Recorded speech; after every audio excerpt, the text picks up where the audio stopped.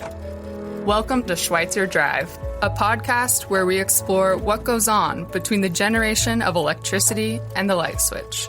Join Dave Whithead as he interviews the entrepreneurs, innovators, and experts who are inventing the future of electric power.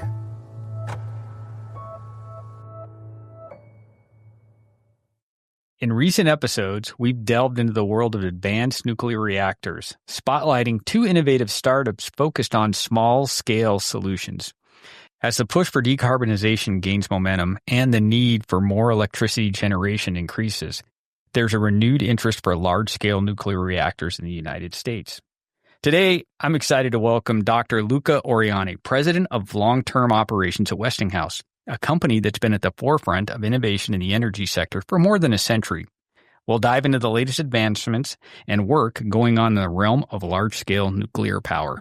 Dr. Oriani leads the development and delivery of instrumentation and control systems, training, and parts that support the global operating fleet of nuclear power plants. Most recently, he served as Senior Vice President and Global Chief Engineering Services Officer, leading the development and engineering hub of Westinghouse and overseeing its global components manufacturing plants. He's worked at Westinghouse for over 22 years. He holds a doctorate and a master's degree in nuclear engineering from Polytechnic University of Milan in Italy.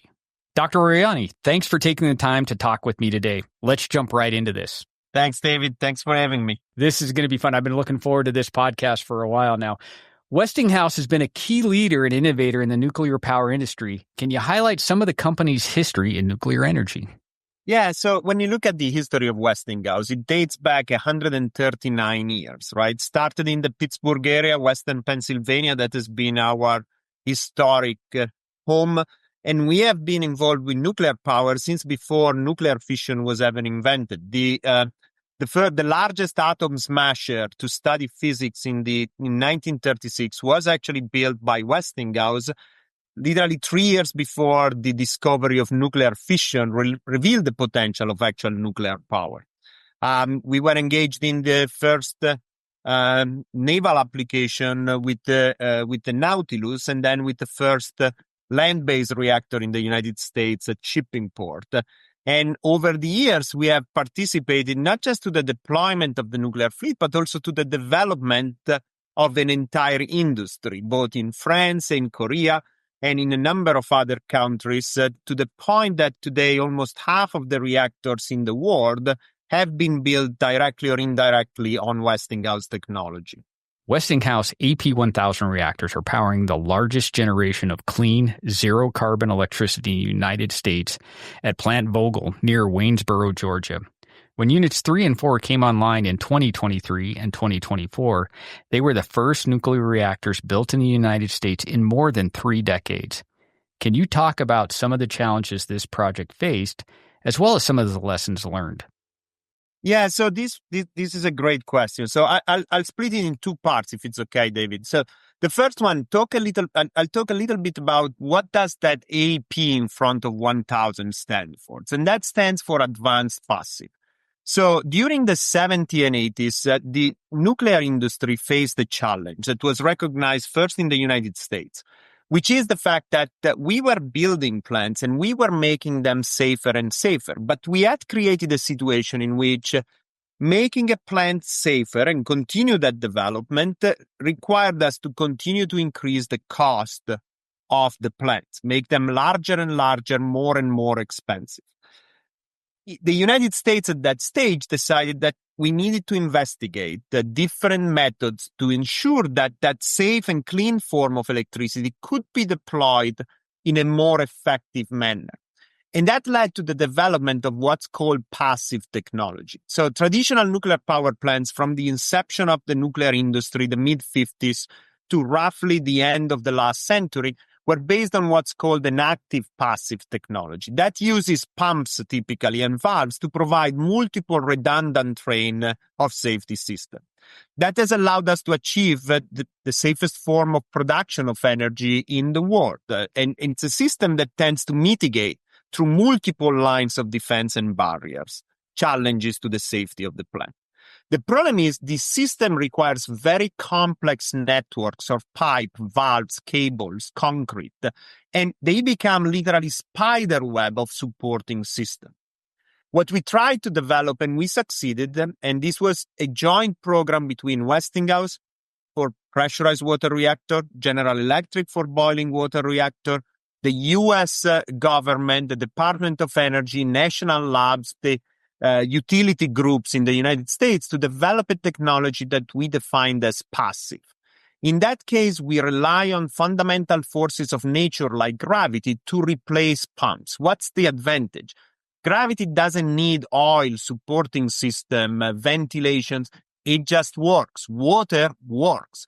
And essentially that allows us to create plants that are a lot simpler to build. If you compare an AP1000 to some of the competitor, both the European and Korean reactor, or even some of the previous generation plants in the United States, the ratio, it's about between 1/2 and 3 times less in key quantities. And that's what really drives the cost of a nuclear power plant. People get fascinated by the nuclear component, but what really drives the cost of a nuclear power plant is that labor to build them. And that's driven by concrete cables, pipes, and the capability of reduce your conduits by 3 times, your pipe by 4 times, your concrete by 2.5 times, give you plants that are smaller, more compact, and safer at the same point, to the point that when they go in operation, these plants are beating all records of availability because there's so fewer things that can fail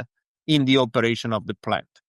Now, as it comes with the introduction of the technology, these are massive infrastructure projects. We have seen in the deployment of the AP1000 cost per unit that literally drops by a factor of 2.5 to 3 times, going from the first unit in a country to the nth unit in a country. So those were the really big challenges we had with the first wave of the AP1000, right? These are modular plants. They are designed to be built and assembled as much as possible in factories. The timing of the design, the learning how to build them. The United States hadn't built new nuclear power plants for 25 years. There's a generation of electricians or pipe fitter, of welders, of other crafts, of project managers, project controllers that's needed to be grown and developed. And those were some of the main challenges we had with that project. As a country, we are learning again how to build nuclear power plants. The next 2 will be cheaper, and by the time we get to the 6th or 7th, we'll tend to operate the same way we do when we do aircraft carrier, right? The first one in a series is always a lot more expensive, but we stay disciplined and we build a fleet of those plants before we go off and trying to invent a new one.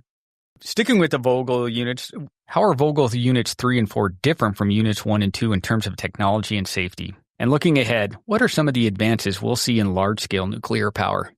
So I think that if you look at it, it's what we discussed before. Vogtle 1 and 2 are the culmination of our active nuclear safety plans, right? So it's the culmination of that development that went from the 1950s to the 1980s and resulted in extremely efficient operations. They are some of the best units in the country. The operator, Southern Nuclear, achieves impressive records of reliability and availability for those plants. The Vogtle 3 and 4 are new plants. So they use the basic nuclear component, but they implement this passive safety approach, so they are simpler to operate. With the first generation of nuclear power plants, it took us almost several decades to get them to a level of operation that is the current strength of the nuclear industry, right? Those plants always produce power, comes rain or shine, comes hurricane or snowstorms. Nuclear plants just produce safe power.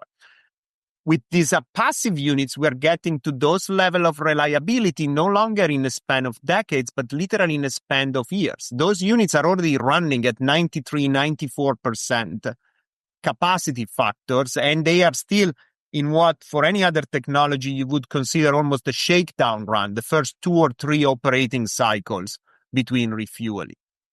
I think that's what we are seeing. More and more plants and new concepts are adopting that passive technology approach. there is always going to be that first of a kind barrier. I think that's one of the things that for us is fundamental. And we see the benefit in countries that adopt that fleet deployment mentality. The United States in the 1970s, France in the 70s and 80s, China today. That discipline of keep building the plants, get better at it, deploy a fleet of units to the point that you get to build them at the third. Your sixth plants are typically a third of the cost and half the schedule of your first ones. What are there, about 100 or so nuclear plants in the U.S. right now? Yes. Yeah, right around there. And I am, we talk about 3 Mile Island, and that's really the only one I can think of right off the top of my head where there was, some concern about safety. But if we step way back, not even way back, just a little bit back, right? It's the nuclear industry, certainly in the U.S. and pretty much in the rest of the world, has been a really safe and efficient way to generate electricity. Certainly, there's a lot of interest in carbon-free electricity, right? Whether we're talking about solar or wind turbines or whatever. But I am convinced that if we want reliable, clean electricity, you end up at nuclear. And then really from my perspective, the only question is, how do you get from now to this nuclear state? I don't know what your thoughts are. That's where you see the elements of that strategy. I think, David, you have it exactly right. At the end of the line, when we look at energy, we look at an energy mix. There are strengths and benefits to all different sorts of energy mix. Nuclear clearly has a very strong advantage. Once deployed, it's a very reliable. If you look at casualty and injury indexes, it's orders of magnitude lower than other forms of energy, including renewable. There are risks that are inherent to any energy sources. Construction of wind turbine carries inherent risk with the complexity of the construction and the elevation at which those operations occur. I think at the end is a good balanced energy mix is what makes a country strong and independent. And it also achieves inherently a level of clean energy that is superior to going a single route. And you can see the paradox of some countries like Germany, where a over-reliance and over-specification of one source of energy end up increasing not just the cost of energy, reducing the availability of energy, but also reducing the capacity of the country to sustain an industrial system. Yeah. That mix of energy sources, and that's one of the reasons why modern nuclear power plants are designed to be able to change power very fast. If you look at a modern AP1000, it can change literally power at 5 megawatts essentially about 60 megawatts per minute, 300 megawatts every 5 minutes, the equivalent of a combined cycle plant in terms of changes. Why? Because it's designed to work not against, but together other sources of energy that countries may use, be it hydropower, wind, solar, or other sources and means to produce clean energy. I didn't realize that. I always just assumed, I don't know why, but for whatever reason, that a nuclear plant you'd want to use it for baseload, let it kick out 3 gigawatts or something. And that's all it does day in and day out. And if we need peakers or something like that, we'd throw on a gas turbine. I didn't realize that, scaling up or scaling down is a design for the AP1000s.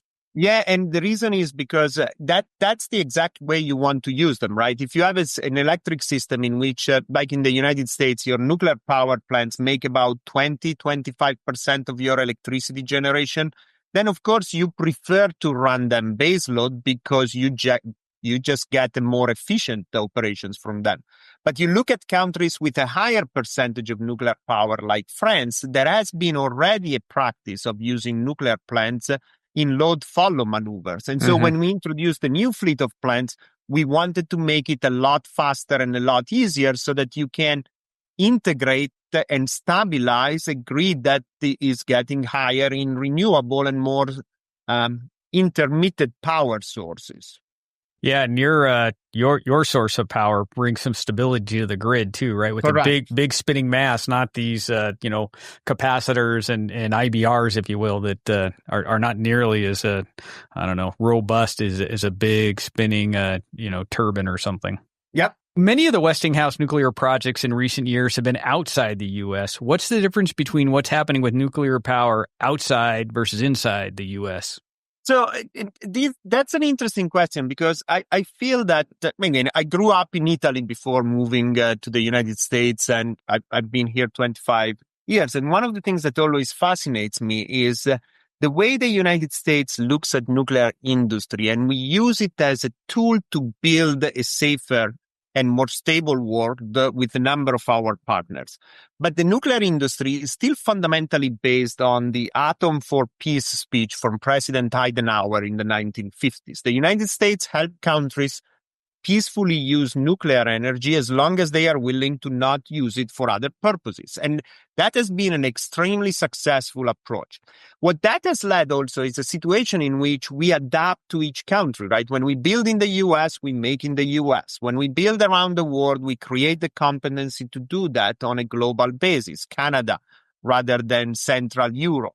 And that creates relationships that then are instrumental to both Westinghouse and the United States in terms of projection outside our projection globally. And it creates a truly integrated global system that is different from, for example, Russian technology or Chinese technology or French technology that tend to be very country-specific, country-controlled. So we have done a number of projects outside the United States, but our two newest plants have been in the United States, right? The United States fleet has been, while the number of units has not increased, but the availability and the power produced by those units have kept increasing. And that's a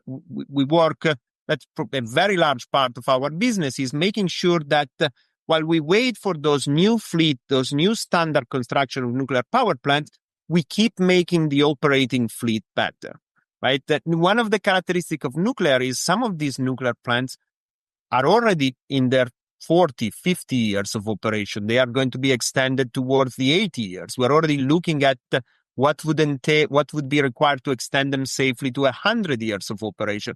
So they require constant replacement of components, technology, methods, tools, digital solutions that allow a fleet to keep growing on the existing asset base as you build the capacity to build a new fleet to come after that.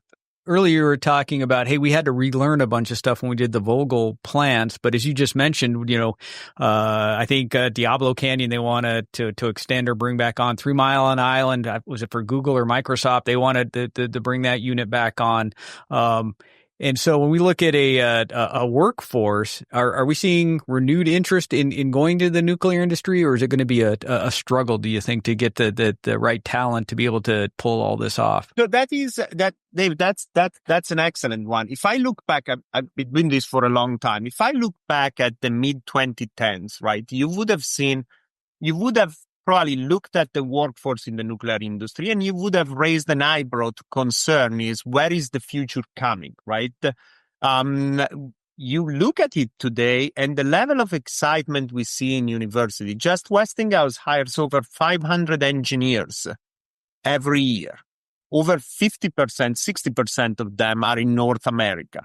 The talent choice we have is extremely large. You look at an industry, this is a relatively young industry. 30% of all our professionals and engineers are in the first 5-6 years of their career. So, which naturally then means you also have that level of experience for people that have been doing this for a long time. But it's a very strong pipeline of talent that we see. U.S. universities are developing a large number of engineers, both nuclear engineers. But remember that as we discussed at the beginning, nuclear plants are a mix of a lot of different things. Yes, there's a nuclear reactor, but there are electrical systems, there are mechanical systems, there are structural buildings, and that the supply of talent that we see is significant. One of the things we have also seen that is very interesting, and for us is we tend to hire the majority of our engineers in 2 regions, either the Western Pennsylvania, Ohio region, or the Carolinas, Georgia, Carolinas, Southeast region, but the availability of engineers, the talent, the interest And also the number of people that we find that are interested in engineering that goes beyond the computer sciences or simply the coding and goes into the getting on the field and helping construction build plants, getting your hands a little bit dirty and seeing both the steel and the paper, the attraction of talent. And one thing that I find particularly encouraging is our attrition rates are in the 6%, half of that being retired, which means that not only we can find the talent, but that talent stays, enjoys those jobs, enjoys the challenges. And I think it's also that concept of doing something that provides a benefit for society, right? That's a lot of different ways to make money, but doing something that is creating clean, safe energy, that is contributing to the overall growth of society. And when you look at it, the availability of cheap electric power is the difference between a strong, rich and growing country and a country that struggles. Absolutely. The Biden administration signed an international pledge to triple the United States nuclear generation capacity by 2050, joining a host of other countries pledging to do the same. Based on your experience, what needs to happen to enable this goal to be met? That's interesting, right? Because I think the way the question is posed, nuclear has proven to be a very bipartisan topic in the United States and internationally. And that, to me, speaks to a maturity of the debate on energy, that recognizing the importance of it as an energy source, right? Is you don't like when energy sources are made into a political debate, because then you know that then you start stopping making smart decisions and you start making political decisions. And in this case, instead, the general consensus globally, it's not just the United States, is the entire world. It's not just a Democrat or a Republican, it's a bipartisan consideration. And that is what we have seen in the industry. I think the key thing, David, I think we have the manufacturing capability. We have the engineering capabilities. We have been growing that talent. I think the focus is going to be to actually convey the importance of trade, a strongly supported program to build a fleet of reactors so that we can get interest from the newer generation in those jobs like electrician, pipe fitter, carpenter.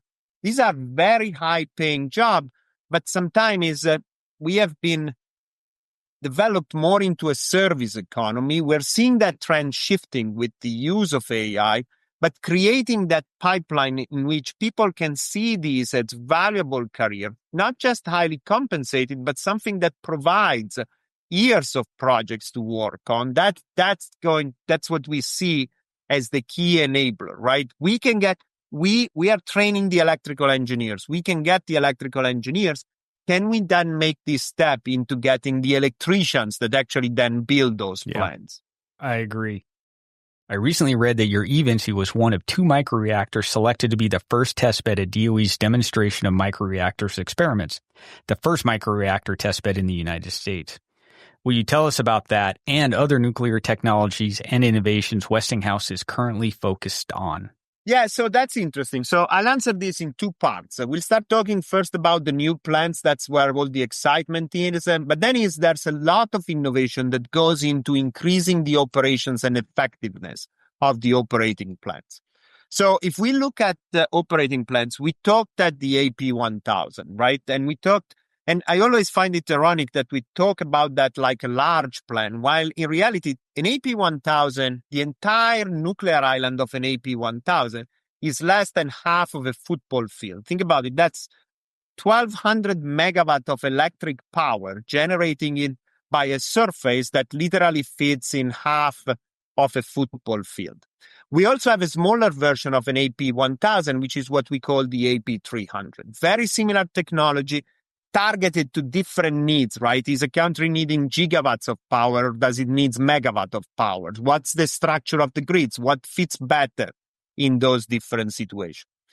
One of the characteristics of nuclear power is that, however, has always been at the level of grid scale electricity, right? You build a plant, and You can call them small, medium, large, whatever, but you're still talking about large generating assets. 300 megawatts or what we call small modular reactors are still the size of a combined cycle plant, right? So they are intended to be connected to a grid. One thing that we have been developing and that we are testing now with the DOE is the micro reactors. These are single megawatt type reactor, let's say between 3 and 10 megawatts of electricity. They are intended to be connected to locations that may not have access to the grid, right? Remote locations in the north of Canada or Alaska, military installation, a research center in Antarctica, locations that you can't connect them to a grid and you can't do 300, 600, 1,000 megawatt of electricity. The other fascinating thing, I think it also opens what's the ultimate frontier, right? At some point, we're going to operate outside of a single planet.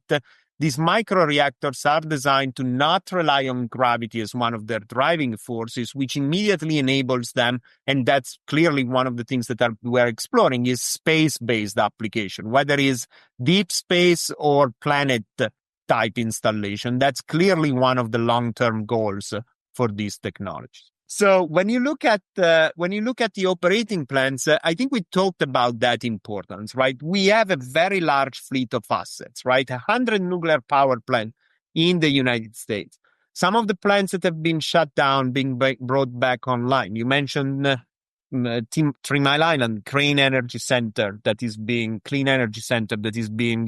restarted, the Palisades plant, increasing the efficiency, making sure that those plants can continue to operate safely and reliably for long periods of time, as you can imagine, requires a lot of innovation that goes from advanced training methods, virtual reality application to the training of operators, that goes to the design and improvement in nuclear fuel so that it can last longer between outages, that it can produce more power for the same fuel assemblies, that can provide performance enhancement that continue to increase the safety of the plants.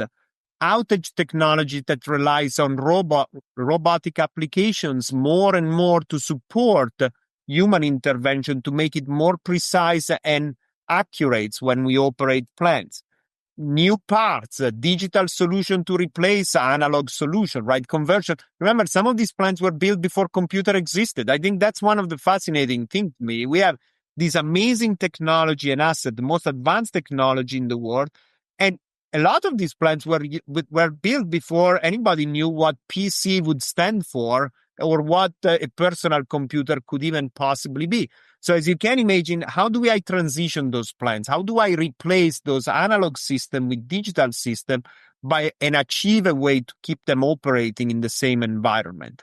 That's the application of artificial intelligence. We have our Hive artificial intelligence solution. And how do you apply responsibly and ethically to nuclear power? For us, it's mostly in the area of I like to call it the grandmother rule of artificial intelligence. Train it to ask questions, not to give answers, right? So that it acts sort of an owl, an advisor on the shoulders of engineer and ask them questions, help them consider 70 years of knowledge, 70 years of lessons learned, 70 years of experience, and helps them come to the right decisions and conclusion and assessment of different technology. When you look at it, nuclear vendors, and Westinghouse in particular, they are technology companies. They are just a unique type of applied technology that is not just on computer screen, but it's actually also in steel and metal. The way even we make some of the new components for nuclear plants, right? No longer based on drawing, but on laser scanning of actual surface, and then engineers doing the machining directly interacting with advanced milling solutions. So all those things, it's a field in constant innovation, right? It's the most advanced source of energy we have at this stage on this planet. And the amount of research that goes both in introducing new solutions for new plants, but I would argue as importantly, ensuring the effective, safe, reliable utilization of what we have created in the last 70 years. Those are the two main areas of innovation. Well, it's certainly been an innovative industry and safe, very safe for quite a while. I mean, and David, if you think about it, digital relays, right? SELs, those type of things that you work with us and others to deploy. That's something that 15 years ago, no, I just use valves. I just use traditional relays. So all that technology. And one of the things that is unique on nuclear technology, while being so advanced, is the work we need to do before we put something on the market, right? You cannot afford a mistake. So the amount of testing, the amount of qualification, it's always interesting to me seeing when people compare it to some of the success we have seen in space exploration and space development, and not realizing that the difference with nuclear is we can't afford to blow up 2 rockets to get the third one right. It has to be right the first time, which of course requires a much longer development and testing time before we put those solutions in the market. Exactly. So the last handful of episodes for these podcasts, we've been discussing nuclear, innovation, technologies, and policies. There's a lot of buzz about new types of reactors, including SMRs and microreactors. But there's also been buzz about the return of large-scale nuclear. In fact, I was watching CNBC this morning, and I think Meta is announcing a data center that will be 2 gigawatts. Right. And that's not, you're not going to supply that with a micro reactor at that point. Right. So are we almost to the point where maybe there are some applications for these SMRs or micro reactors, but if we're really thinking about 10, 15 years, we should really be all in on these really big reactors just to meet all our energy demands, whether it's data centers or cars or the electrification of everything. Yeah, I think the question is the answer, David. You already gave my answer, so I'm not sure what to add. So I think you summarized pretty much how we see these, right? We talked about those technologies, right? The AP1000, the large-scale nuclear power, the AP300, the small modular reactor, the eVinci, just looking at it from a Westinghouse point of view. We absolutely see a place for those eVinci and the AP300 SMR. But it's clear that the workhorse for the nuclear industry in the foreseeable future is going to be that AP1000, that compact modular reactor. We're seeing them at this point. We have 6 in operation, 6 that are all more than 50% complete, 6 more that have started conclusion, 38 units in the world that are at different stages in project development. And we see that as a wave, right? It started, Asia is clearly further ahead in terms of that development and deployment. Europe, especially Central Eastern Europe, Poland, Bulgaria, the Ukraine, as soon as hopefully the terrible war ends, those are going to be the places where that deployment occurs. And then it's North America. And North America is driven by the fact that at this point, with artificial intelligence, with the demand of electricity, the demand needs are going to be in the gigawatt scale, and that can only be achieved with deployment of those large reactors. Now, there's going to be a space for the other technology, but that's what we see. We see that happening very soon without getting in details in terms of new large-scale nuclear projects in North America. I think it's fascinating to hear also the new prime minister in Canada introducing this concept of the AMCAN energy fortress, building that infrastructure, building that capability for North America to maintain a leading edge, and energy is going to be the main currency of the future, which means we need both a short-term plan, which is the continued expansion of the existing assets, and the mid-term plan, because nuclear is interesting because people always think nuclear takes long to build. That's true only for the first one. We are seeing countries right now that are introducing literally plant at a pace that is almost 1 large plant per year. It's just that you need to start, like any voyage, right? You need to start and you need to maintain the discipline. Yeah. One of the difficulties as an industry we always have is that we're really smart. So we always have an idea for something else we want to do. And we need to get a little bit of that naval discipline that Rickover drove into the U.S. Navy of you build one, you build a fleet, and then after a few units, we'll think about how to do another one. But you can't keep building a first of something when you know that the second, third, fourth, and fifth will be the one that really justify your investment in the first. So that brings me to sort of my final question here. So we get a little bit, or I get a little bit excited about SMRs or these micro ones. But if I step back and look at the real energy needs we need and the scale or how much we need, I think I quickly get back to the AP1000 and being able to mass produce those things or produce a significant amount of energy versus, when we're talking 10 megawatts, that's really not a lot in the grand scheme of things. Talking a gigawatt or 1.2 gigawatts, that's a lot of energy. Do you envision, or are you guys thinking about, is there going to be an AP 2000 or something like that in the future? Or is the 1000 kind of the sweet spot from economics and power output or whatnot? So we have seen a number, we've gone back and forth. We've also seen some of the new technologies that they were developed in the early 2000s, deployed all over the world. And we see that 1000 megawatts, which it's actually a little bit of a misnomer because an AP 1000 is actually about 1200 megawatt net electric, depending on the site, between 1100 and 1200. But we see that as the perfect size. The reason is also because the most efficient project is always in the 2 units or 3 units, right? So you want to build these nuclear power plants. You don't want to build a single one. You typically want to do a project with 2 because the second one provides you a significant synergy with the first one. And in fact, they optimize each other's schedule, right? So the model of Vogtle 3 and 4 is very similar to the one we're seeing all over the world, in which most of the AP 1000 projects are a 2 unit or a 3 unit project.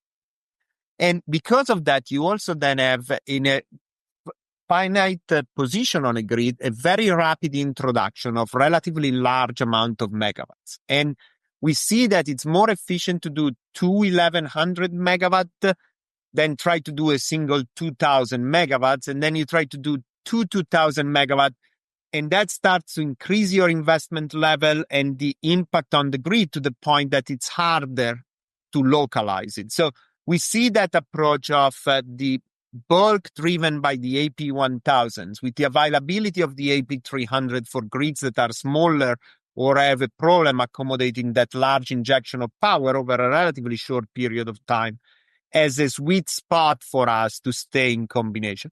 We'll keep improving on it. We'll keep squeezing a few more megawatts, but that's where we see that strategy looking like for us. Well, it's very interesting, thinking about what are the sweet spots for how big can you go. And then the other thing you probably have to consider is you're going to have to take a unit out of service for some reason or another, right? And if you had all your eggs in one basket, you probably wouldn't want to do that either. So that's one of the advantages that the 2 units, 1100 megawatt gives you over a single 2000 megawatt unit. The size of nuclear components also then becomes harder and harder to manufacture. So there's a number of reasons. We relook at it periodically. We had looked at the 1700 megawatt version in the past. We just feel that 1100 to 1200 megawatt is the sweet spot in terms of component side, deployability, and effectiveness in construction. You guys are doing some miraculous thing. I hope to see some more AP 1000 units throughout the rest of the United States. I think it's. I do too. I bet you do. I really, like we talked about earlier. I think nuclear is our best option for having reliable, dispatchable electricity 24/7, 365. Completely agree. Luca, thank you very much for talking to us. I'd love to have you on the another podcast at some point in the future to talk about how many other plants you guys have deployed around the U.S. and around the world. I'm looking forward to it, David. This was a lot of fun. Thank you so much. Thanks a lot. Thank you for stopping by Schweitzer Drive. Join us again as we learn about, explore, and celebrate electric power. For more information about the show, please visit selinc.com/Schweitzer Drive.